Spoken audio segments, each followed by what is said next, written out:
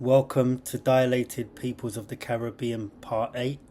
What we're going to go into is just briefly what things would have been like from the perspective of the slave masters. Also, we're going to look into Irish indentured servitude, because prior to the African chattel slaves arriving in the Caribbean en masse, it was first Irish predominantly that were used in the plantations of the Caribbean by the British Empire. So that's what we're going to go into today. Let's start off.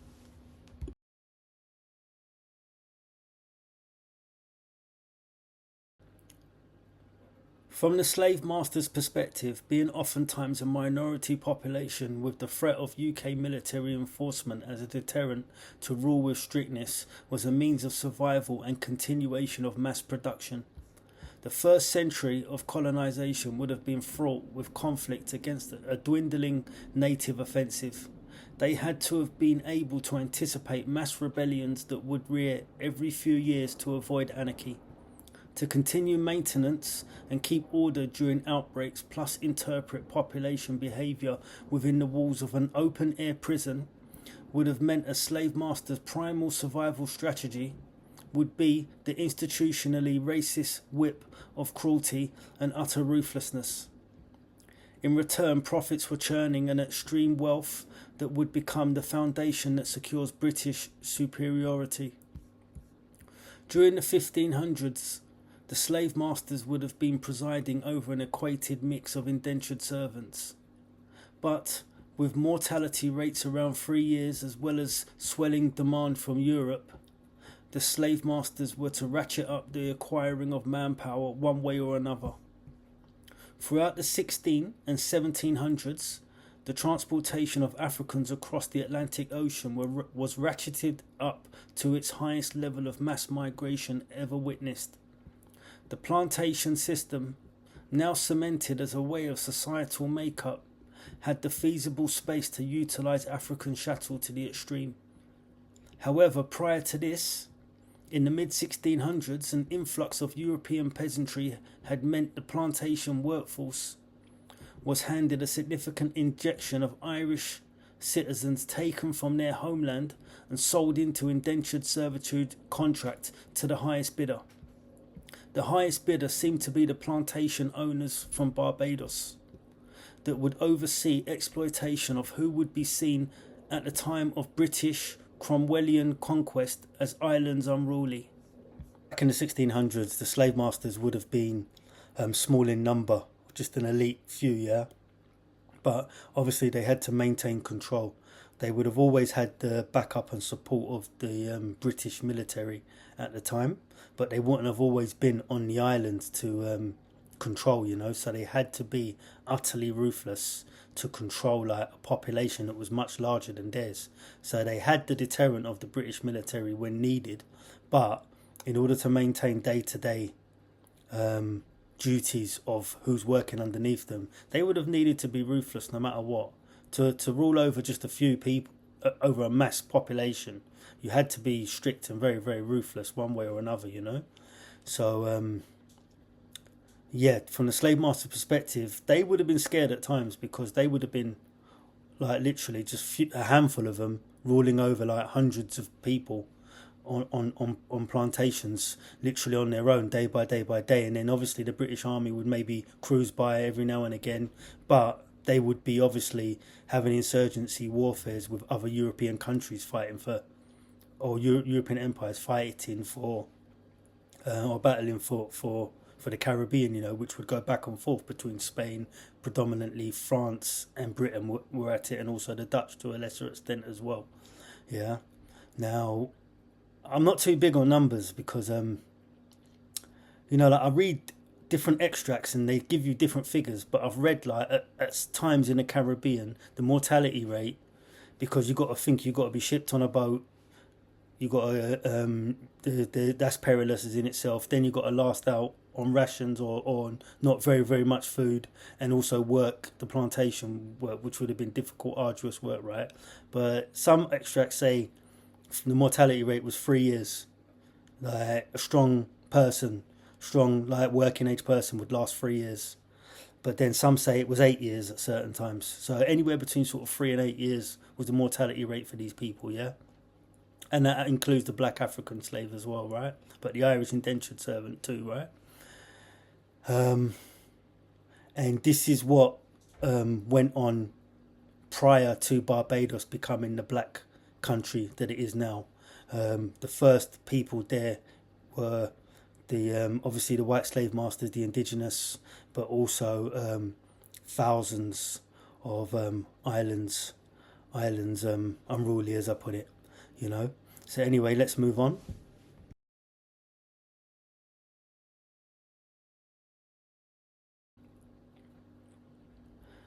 To a slave master, a white indentured servant had its value. They may have come with skills above manual labour. They also would have less communication issues and would have been conditioned via the dungeon of extreme English oppression into kneeling before a black-hearted king and country that was not their own.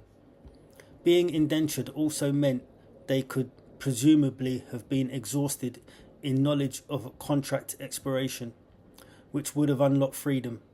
In a perpetual draconian system, visions of freeness would have sent shudders down the spines of slave masters, as they would have grown used to high mortality conflated with the theft of a strong worker that would have offered dreams of freedom as an ideal of fear.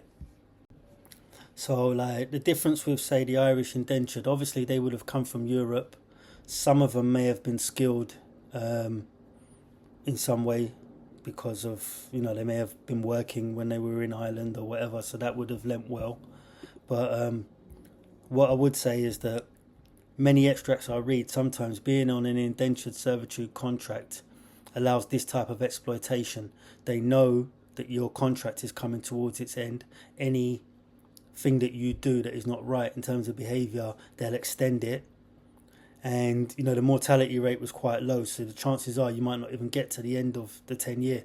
And in many cases, they'd exhaust them even more, knowing that their contract is going to expire. So they would sort of like flog them. They would even worse than like an African slave that's there for their whole life, because they know they've only got them for a short period, and they wouldn't want to see them go, because seeing them go would that would give the opportunity of light at the end of the tunnel for people that are watching on in the field and motivation, when they don't really want them to go nowhere. They want them to work till they drop, you know. It's like the ruthlessness of a business person or an entrepreneur, you know. Sometimes, you know, they'd want them to only work for them and nowhere else, you know. So it was very, very, very tough for these people. And you've got to remember, they would have had a tough life back in Ireland before then. So this was just more woe on top of woe, you know. And they were completely oppressed by the British throughout their time back in Ireland, but then also in the Caribbean. And it wouldn't have been an easy life either way, you know. Anyway, let's move on.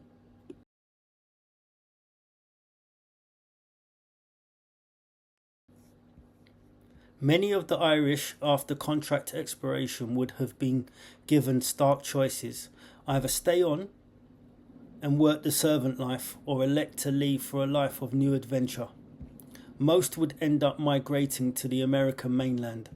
Some would stay and over time assimilate with African chattel population, or would elect to move along the island chain where they could find work that appreciated opportunity of a free subject.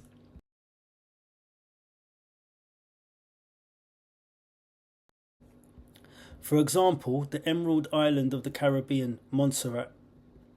After servitude, many chose to settle on Montserrat from the mid to late 1660s onwards.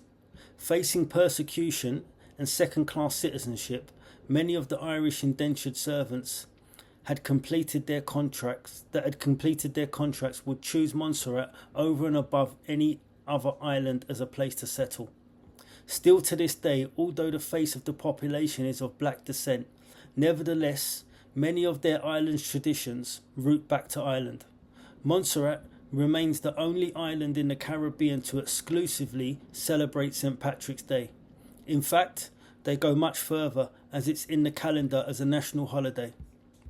This clearly breeds evidence that there must have been some consensual cultural exchange enforced in the realm of freedom as opposed to that of the slave master. Many surnames on this island are of Gaelic descent, which also illustrates integration of a black and white people, leading one into thinking they may have been treated by elites with similar barbarism, at least for a time. Suffice to say that the lineage of Hibernian freedom fighters and peasantry taken from their home during Cromwellian conquest to rout the Irish into submission of sovereignty is forever tethered with black African struggle and imperialist brutality. 3 centuries later, and the story of struggle, tradition, and Irish stew remain prevalent.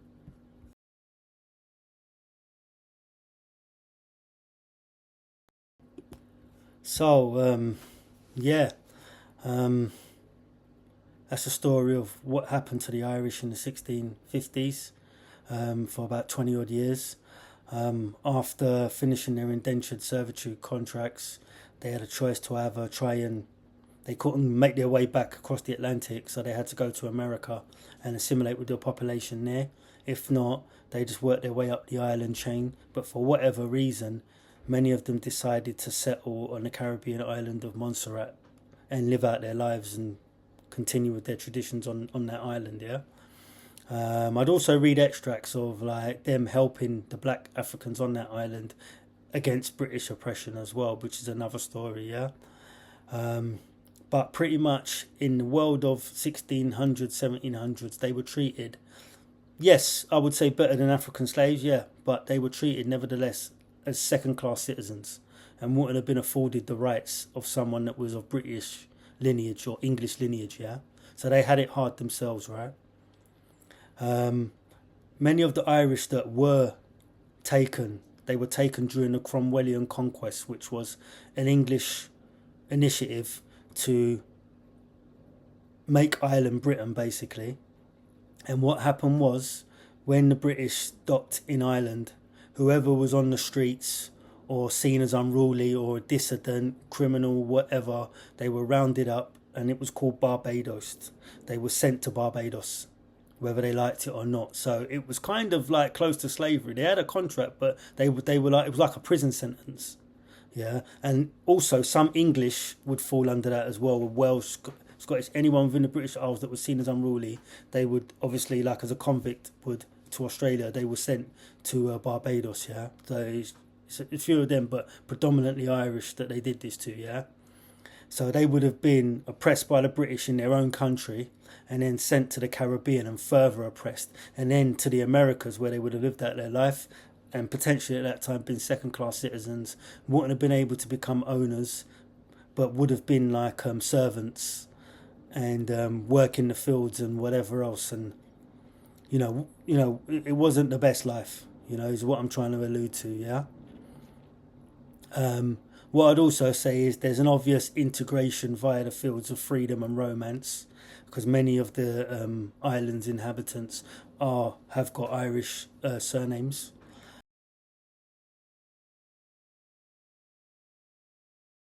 Also, as well, I'm pretty sure like St. Patrick's Day is in the national calendar, but I also think they have like a 2 week holiday dedicated to St. Patrick's Day, which shows you how deep the connected link is.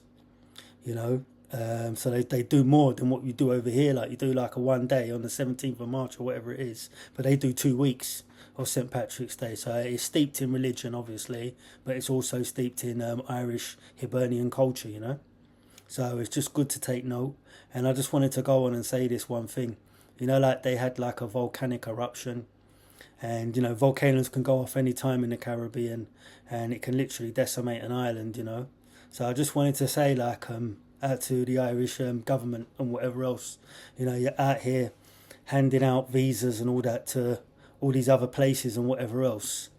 I would say like anyone from this particular island in the Caribbean, they're a small population. I think I read last time 10,000, but obviously they've got a wider population in London, you know, which is my family too, yeah, right, where my family's from too, right.